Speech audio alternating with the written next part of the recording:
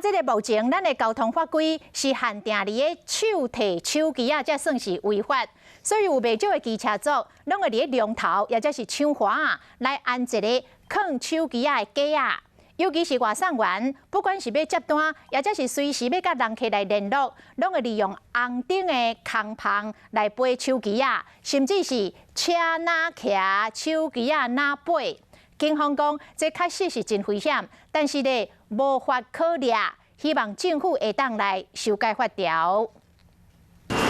民众跳倒摆停红灯，拢会择时间耍手机啊！不管是花电子批用地图找路，或者是外送人员抢时间接单啊，拢会伫咧龙头斗手机啊外价。因为交通违规有一条，讲用手提手机啊会扣罚钱。我们在行进的过程中，如果没有手持的这个要件，会造成我们在执法上非常大的一定程度上的困难。